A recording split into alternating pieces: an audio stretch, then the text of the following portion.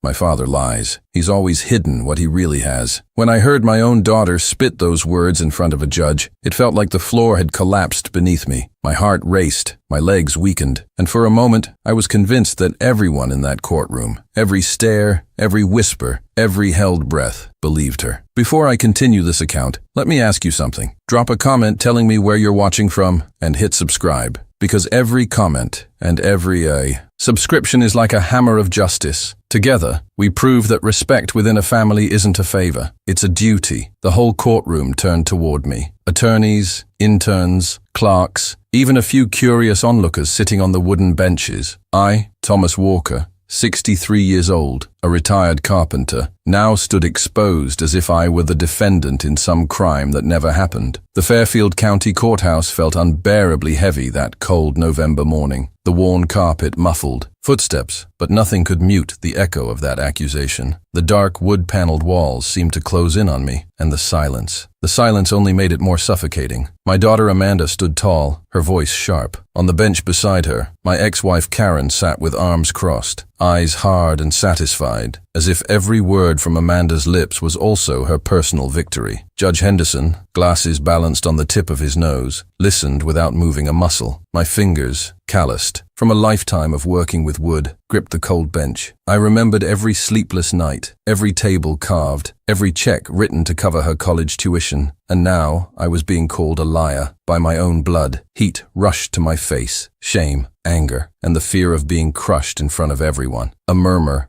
rippled through the courtroom. A man in a gray suit leaned over to whisper to the woman beside him. An intern with a crooked tie looked away, desperate to escape the humiliation in the air. Every reaction felt like a guilty verdict before the judge even spoke, and silently I asked myself, how did we get here? Each passing second, the weight of injustice pressed harder on my chest. It was as if every sacrifice had been erased, as if decades of effort and dignity had been reduced to nothing more than a cruel accusation. But inside me, something held firm. I knew what I carried in the leather briefcase at my side. Receipts, contracts, property deeds. The truth, solid, undeniable, was waiting for its moment to speak. Amanda could try to bury me with words. Karen could glare at me with disdain. The crowd could doubt me. But I had something none of them had. Proof. The judge hadn't given me the floor yet, and I wasn't going to rush. Not now. Because I knew the turn would only have power if it came at the exact right moment, like the precise strike of a hammer into wood. So I stayed seated. My body felt heavy, but my eyes never left hers. I wanted Amanda to feel the weight of my silence. A silence that would soon be shattered by something far stronger than her voice. That day, in that courtroom, accused by the person I loved most, I discovered the deepest pain a father can know. But I also discovered something even greater. A father's silence can hold a truth no lie can ever erase. The courthouse carried a peculiar smell that morning, a mix of polished wood,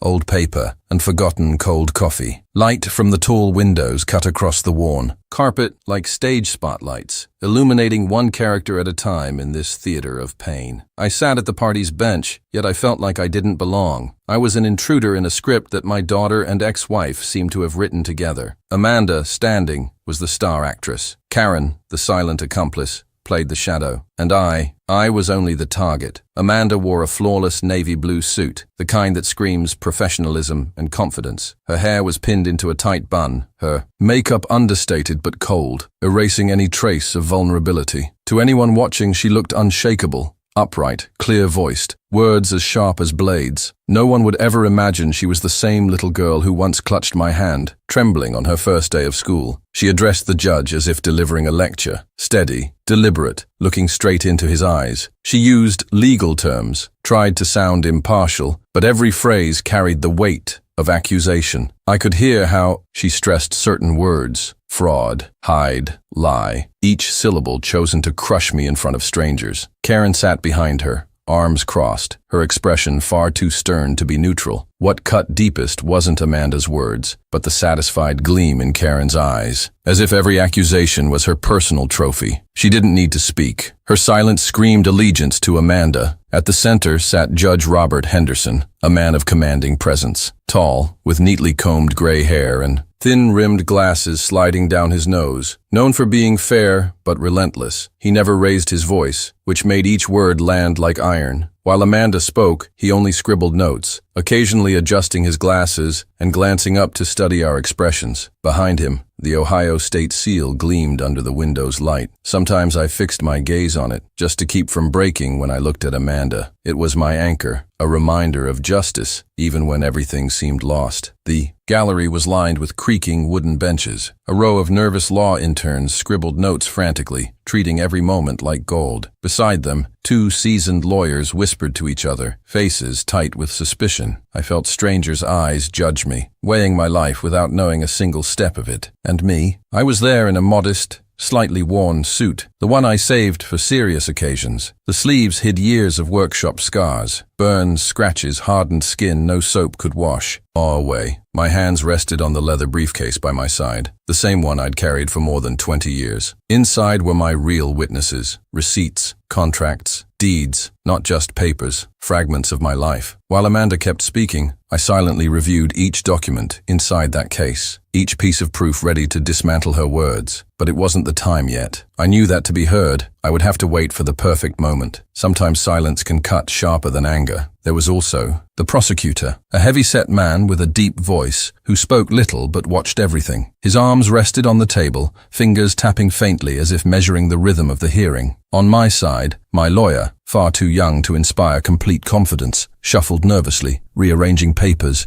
adjusting his tie every 5 minutes. Deep down, I could feel even he doubted whether he could stand against Amanda's fury and rhetoric. The atmosphere was so heavy that even the smallest sounds carried weight. The snap of a pencil breaking in an intern's hand, the throat clearing of a gray-haired man in the second row, the creak of the judge's chair as he adjusted himself. Everything was amplified by the collective silence, by the tension of watching a father and daughter stand on opposite sides of the same arena. And there I was, trying not to drown in the memories of how we had arrived at that moment. My mind dragged me back to the past. Amanda smiling with her diploma in hand, me standing, applauding with pride, believing every sacrifice had been worth it. And now here, that same diploma seemed to be used as a weapon against me. The courtroom wasn't just a physical space, it was a stage. Each person played a part, and I, though the most wronged of all, had somehow been cast as the villain. It was then that I realized something vital. Amanda wasn't just trying to silence me before the judge. She wanted to erase my entire story, rewriting it with her own version. And if I didn't find the strength to rise at the right moment, my whole life risked being reduced to a single word: liar. As I listened to my daughter speak as if I were a stranger, my mind couldn't help but return to the beginning of it all. Because I was not the man she was painting me to be. I had a story, and every scar on my hands was living proof of it. I spent 40 years in a woodshop. I started as a boy, learning from my father how to measure, cut, sand. There was nothing glamorous about it, just sweat, dust, calluses, and silence. But with every piece finished, I saw beauty. A table that would hold generations of meals, a door that would keep a family warm, a chair where someone would rest after a long day. To most, it was just wood. To me, it was life shaped into form. When I married Karen, I brought home not just my work, but also the discipline carpentry had taught me. Measure before you cut, plan before you act, bear the weight until the structure is solid. And with that same spirit, I raised Amanda. I remember the first backpack I bought her. It was bright red, with a silver zipper that jingled every time she ran across the living room. I held her hand on the way to school, and when she let go to run toward her teacher, I felt emptiness and pride all at once. That day,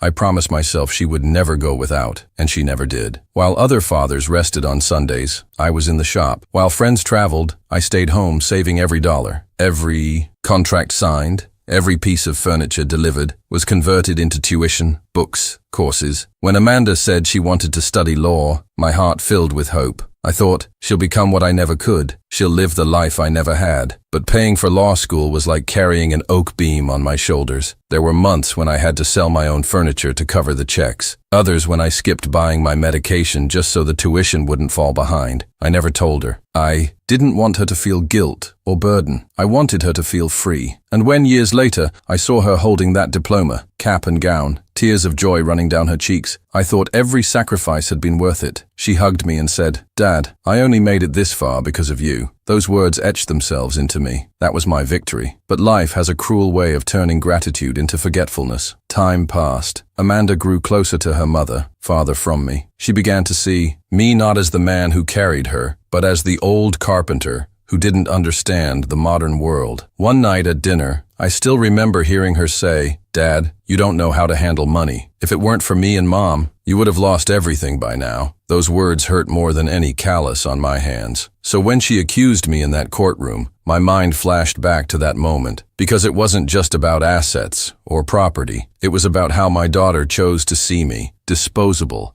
outdated, dead weight in her story. What no one in that room knew was that every cent, every brick, every piece of what she now tried to take from me had been built by my silent labor. I might not have a framed diploma on the wall, but I had something more valuable, a lifetime of integrity. My heart pounded faster with each memory, not because I wanted to justify myself, but because I knew that when my time came, I could show, not with speeches, not with accusations, but with solid proof that my life had never been a lie. I looked down at my hands, marked, firm, heavy, the same hands that held Amanda when she took her first steps, the same hands that signed the checks for her education, the same hands now clutching the leather briefcase filled with documents that could silence every one of her lies. And in that contrast between past and present, between love and accusation, between sacrifice and ingratitude, I realized my greatest mistake had been believing that memory alone would be enough. Because sometimes, even within your own family, you have to put the truth on paper, or it will be swallowed by lies. As Amanda spoke with a steady voice before the judge, I remembered who I really was, and that memory, far from weakening me, began to give me strength. I was not there as some cornered old man. I was there as a whole man, with a story as solid as the wood that had shaped my life. And now I want to ask you, has someone in your own family ever ignored everything you did for them? Have they tried to erase your story as if it had no value? Share it in the comments below. Your voice matters. And don't forget to subscribe to the channel, because every time you take part, together we prove that gratitude isn't a luxury, it's justice. Amanda's words were still echoing in my mind when Judge Henderson asked her to present her evidence. That was the moment when the weight of her farce threatened to collapse on me like a ceiling about to cave in. Amanda rose with rehearsed confidence. She walked to the table,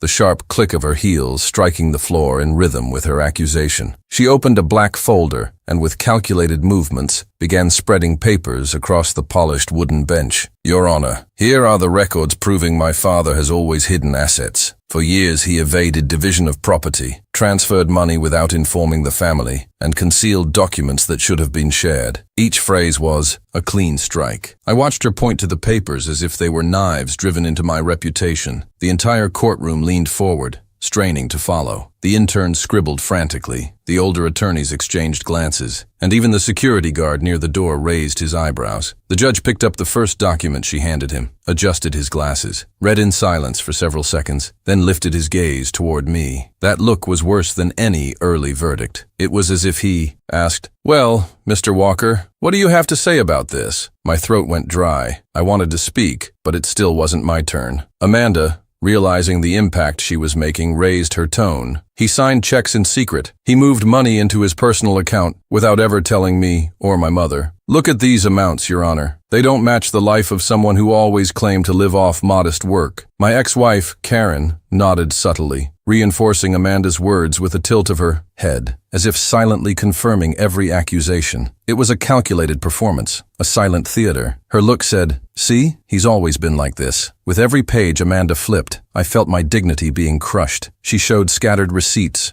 partial bank statements, old notes pulled out of context. None of it proved what she claimed, but to those listening, it sounded convincing. It was like she was stitching together a patchwork quilt and calling it the truth, and the audience believed it. I could see it in their eyes, in the muffled whispers, in the folded arms of those already condemning me before hearing my defense. My heart raced, my hands, resting heavily on my knees, began to sweat. I remembered every check she mentioned, every transfer, every detail she now twisted as if it were a crime, and the sense of helplessness was devastating, because nothing hurts more than hearing your own daughter turn your life into a public lie. At one point, Amanda held up a specific check for everyone to see. This one, for example, he signed it alone, without consulting anyone. And the money? No one knows where it went. If this isn't hiding assets, then what is? All eyes turned back to me. I recognized that check immediately. It had paid one of her last college tuition installments, but I couldn't speak. Not yet. The judge hadn't given me the floor, and that forced silence was perhaps the cruelest torture of all. I knew the truth, but I was required to sit there and listen, while the lie took shape in front of everyone. Amanda ended her presentation with a line that sounded rehearsed in front of a mirror. "Your Honor, this man isn't just a negligent father. He's a manipulator who spent his life hiding his true financial situation. And if he couldn't be honest with his own family, why should we believe him now?" Her words echoed through the courtroom. Some people whispered, others shifted uncomfortably on the benches. I lowered my eyes for just a second, feeling heat crawl up the back of my neck. That was it, the turning point. The moment Amanda stopped being just an angry daughter and became a relentless accuser in front of an entire court. I breathed deeply, trying to hold myself together inside. My body wanted to collapse, but I knew I couldn't, because with every word she spoke,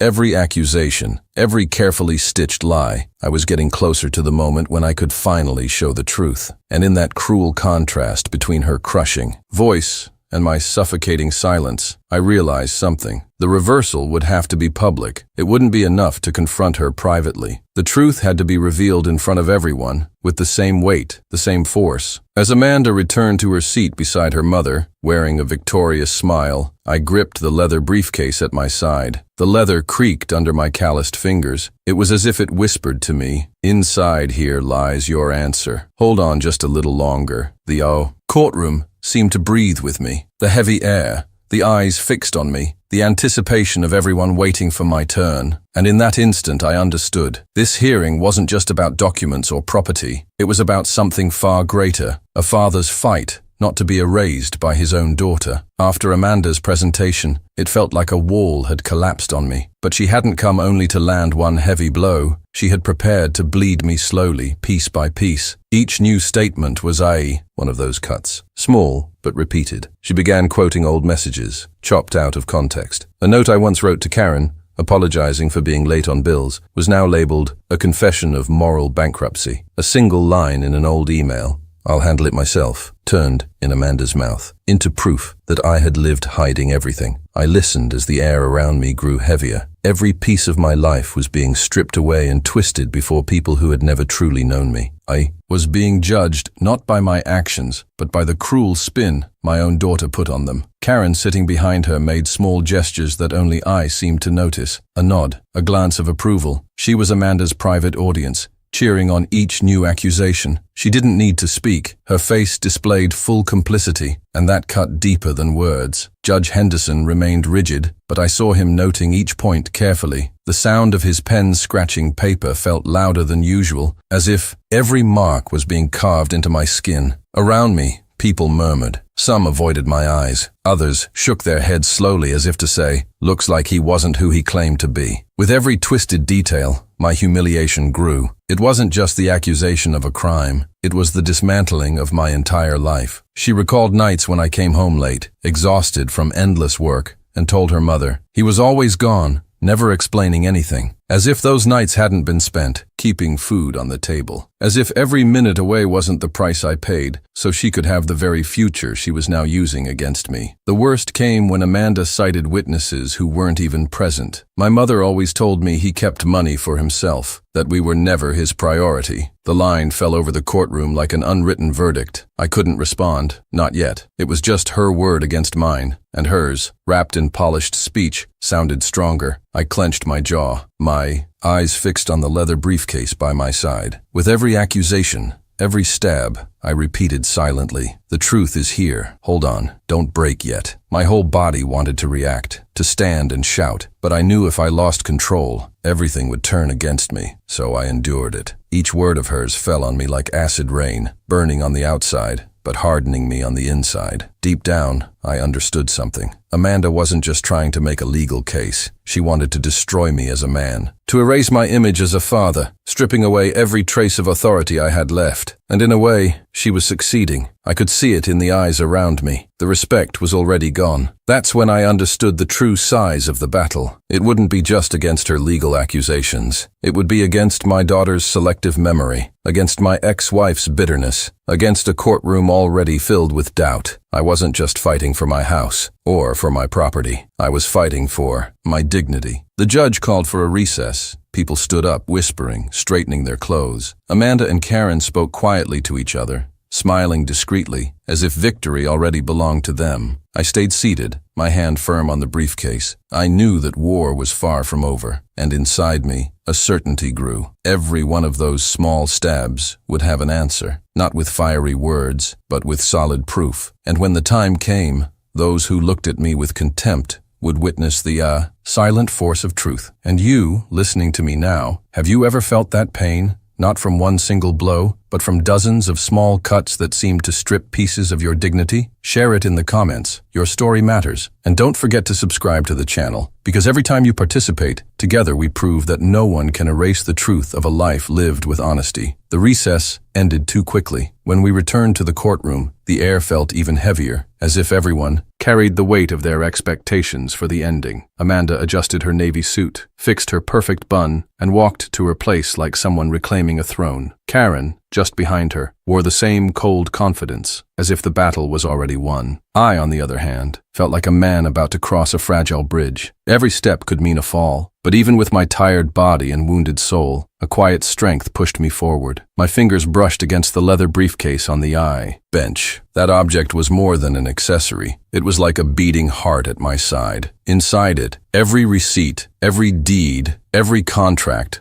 was a silent soldier, waiting for the order to march into battle. I knew it wasn't the moment yet, but I also knew that when the time came I could not hesitate. As Amanda resumed her speech, listing supposed inconsistencies in my life, I began to organize the sequence of documents in my head. First, the tuition receipts, then the notarized deed of the Aho house. Finally, the waiver contract Amanda herself had signed years earlier, when she believed her future would be secure by other means. It was like setting up dominoes. They had to be placed in the right order, so that when they fell, no doubt would remain. My breathing grew steadier. My heart still raced, but now with a different rhythm, not the panic of someone fearing defeat, but the cadence of someone preparing to strike. I remembered what I had learned in carpentry. Measure 7 times. Before you cut once. Rushing always leads to mistakes, and mistakes are wasted wood. In that courtroom, rushing could cost me my dignity. The judge watched in silence, weighing Amanda's every word. I studied him too. The way his brow lifted when she exaggerated. The way his pen pressed harder when something seemed important. I had to wait until his patience with her performance was at its thinnest. That would be the moment to act. While she spoke, I let my eyes wander around the room. The audience looked spellbound. Some watched Amanda as though she were a brilliant young woman unmasking a broken old man. Others avoided looking at me, unwilling to share in the shame. And I realized my reversal could not be merely legal. It had to be theatrical, just as public and undeniable as her accusations. I leaned forward and opened the briefcase slightly, just enough to touch the papers. The faint creak of the leather was barely audible, but to me it thundered. There were the answers, waiting silently to be released. My fingers traced the edges of the rough, time-worn pages. It was as if each one whispered, "We're here, don't be afraid." I remembered the nights I had spent sorting those papers alone at the kitchen table, under the dim light of the lamp,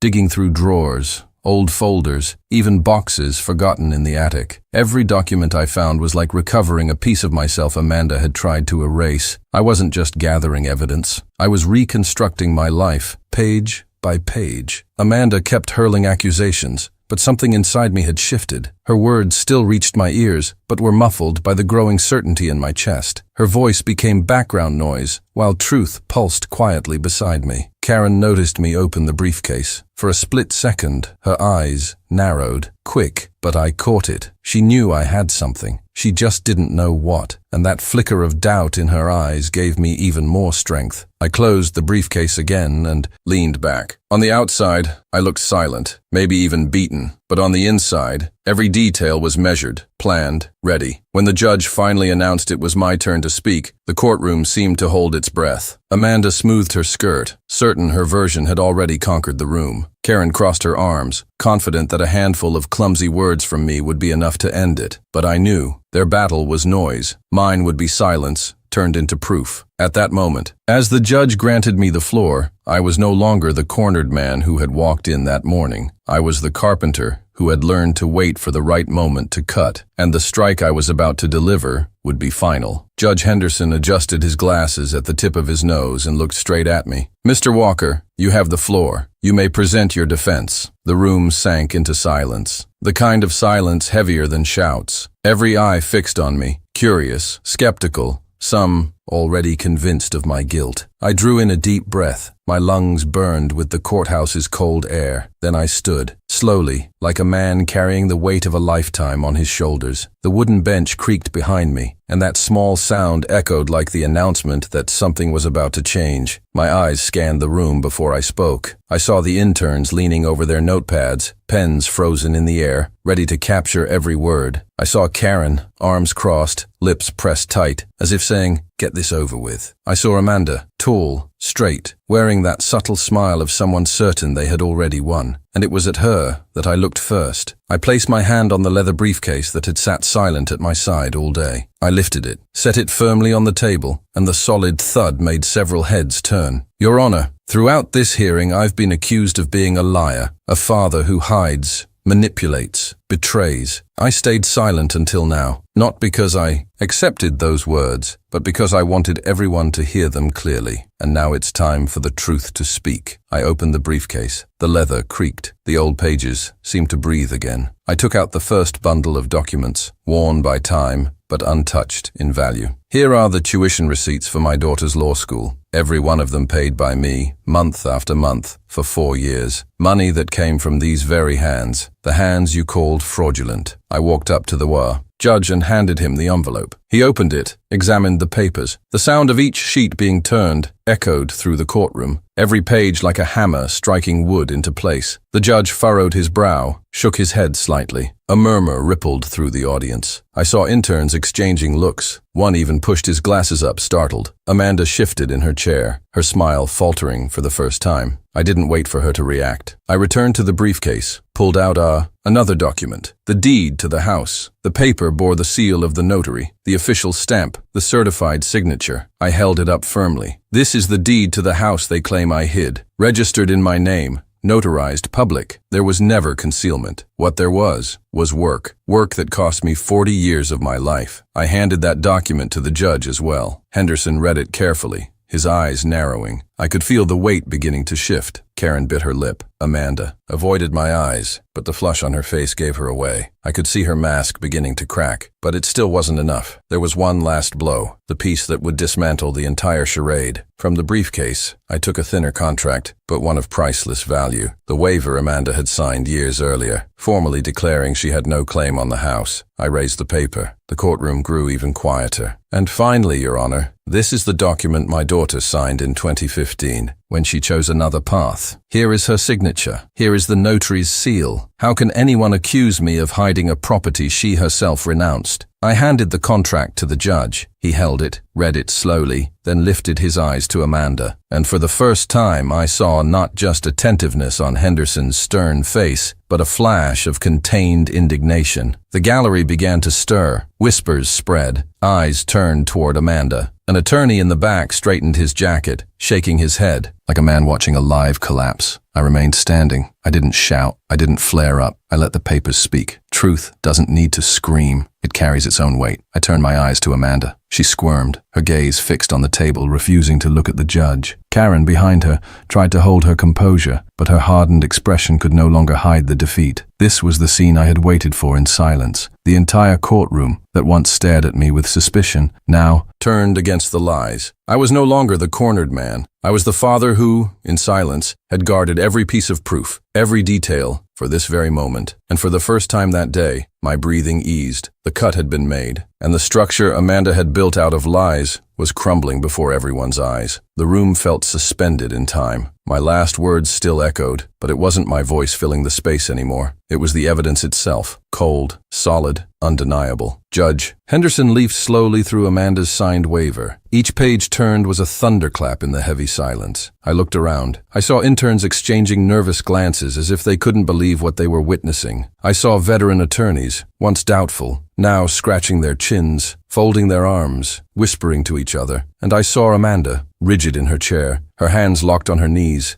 nails digging into the fabric of her navy suit. With every second, she sank deeper into her own embarrassment. Karen, behind her, tried to keep her posture, but the flush on her cheeks betrayed her. The cold smile she had worn since the start of the hearing was gone. Now all that remained was a visible tension in her jaw, as if she were biting down on her own defeat. The judge closed the contract with a sharp snap. He raised his eyes to Amanda and spoke with the calm authority of someone who knew every word would be final. Ms. Walker, the documents your father has presented are authentic. The signatures are valid. The records are clear. Up to this moment, everything you have brought lacks consistency. The accusations you have made against him do not stand before this court. The words fell like hammer blows. Amanda's eyes widened as she scrambled to respond. Your Honor, if you'd just allow me, there might be some other explanation. But Henderson lifted his hand, cutting her off mid-sentence. Enough. I will not allow this hearing to turn into theater. The truth is before us, and it does not favor you, Ms. Walker. The murmurs in the gallery erupted. One intern dropped his pen on the floor. A seasoned lawyer shook his head, muttering, "Unbelievable." And I, standing there, felt the weight lift from my shoulders, as if a burden I had carried for decades had been torn away. But it wasn't the judge who should end the scene. It was me. Amanda now looked at me with a mix of rage and desperation. What had once been arrogance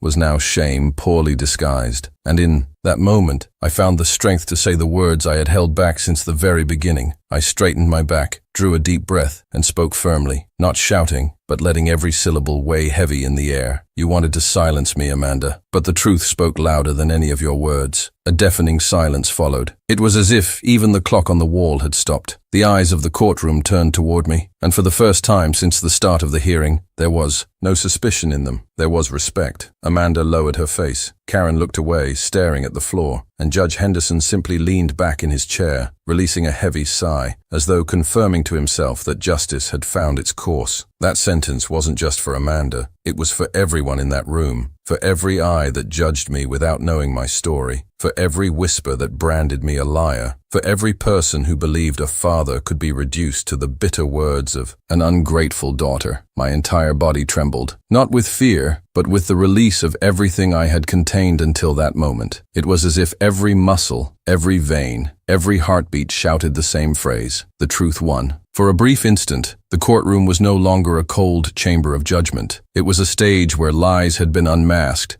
and truth had triumphed. And I, standing before them all, knew that this was the moment my life changed. Not just because I had won a dispute, but because for the first time, Amanda had been forced to face something she could never twist: the facts. I closed the leather briefcase and held it to my chest. It was no longer just an object. It was the symbol of a dignity that had survived the cruelest attack of all, being erased by my own daughter. And when I sat back down, I knew, at last, that the scales had turned. When my words echoed through the courtroom, it felt as if the ground itself had shifted. I was no longer the one cornered. It was Amanda. It was Karen. They were the ones now bearing the weight of stares, whispers, and public shame. Judge Henderson closed the contract with a slow, deliberate motion. The sharp thud of the paper against the wooden desk sounded like a hammer striking before its time. He drew a deep breath, removed his glasses, and spoke in a grave tone that carried through every corner of the room. This court recognizes the legitimacy of the documentation presented by Mr. Walker. The accusations brought by Ms. Amanda Walker are unfounded and without merit. Furthermore, this court finds that such accusations, based on distortions and unsupported by concrete evidence, constitute an attempt to manipulate the process. The impact was immediate. A wave of murmurs spread across the courtroom. Several interns exchanged startled looks, scribbling frantically. An older attorney in the front rows let out a faint chuckle, as though he had expected this outcome all along. Amanda went pale. Her mouth opened, but no words came. She raised her hand,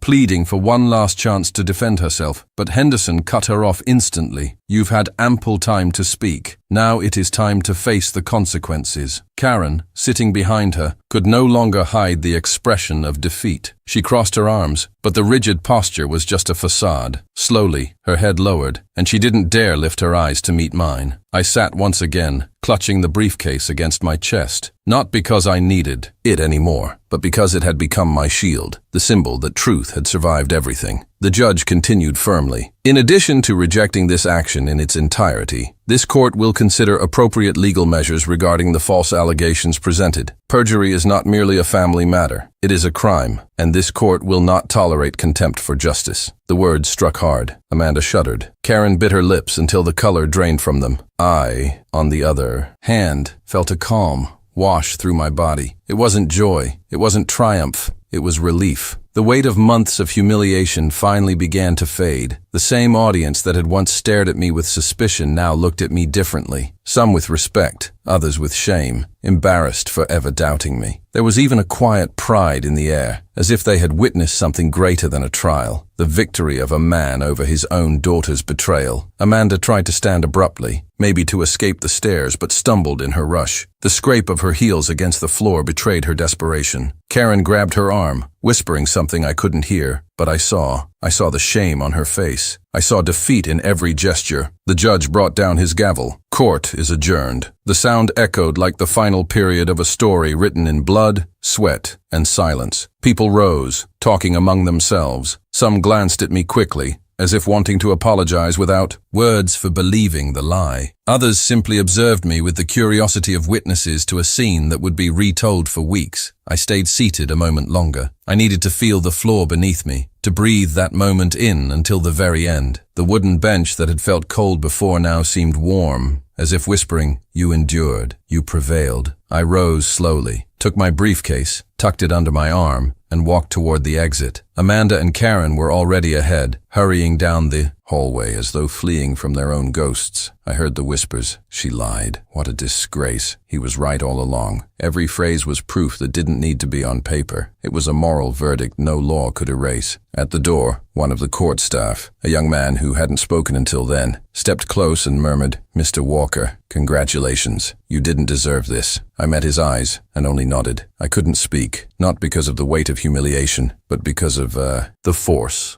of liberation. Outside, the cold November air hit my face. It felt like the wind swept away the last traces of shame I had swallowed throughout the hearing. With every step I took, the heavy courthouse door faded behind me, and I felt lighter. I knew the legal consequences would unfold. Amanda would have to answer for her lies. Karen, her silent accomplice, would carry the weight of moral judgment. But for me, the victory was already sealed. It wasn't about winning or losing a case. It was about reclaiming something no one should lose, the right to be recognized for the truth. And in that moment, walking down the courthouse steps, I realized that while Amanda had tried to bury me with her words, she had dug her own downfall instead. The heavy door closed behind me, muffling the echoes of voices, papers, gavels. The silence outside was different, not suffocating, but freeing. I drew a deep breath. The cold November air struck my face like a rebirth. I held the leather briefcase to my chest as I descended the stone steps. Each step felt lighter than the last. For years I had carried the burden of being underestimated, humiliated within my own family, reduced to a minor character in my own story. But that day, before everyone, I had reclaimed what no one can buy: dignity. I didn't look back. Amanda and Karen had already disappeared, swallowed by the crowd whispering in the halls. I didn't need an apology. I didn't need theatrical tears. The truth had already,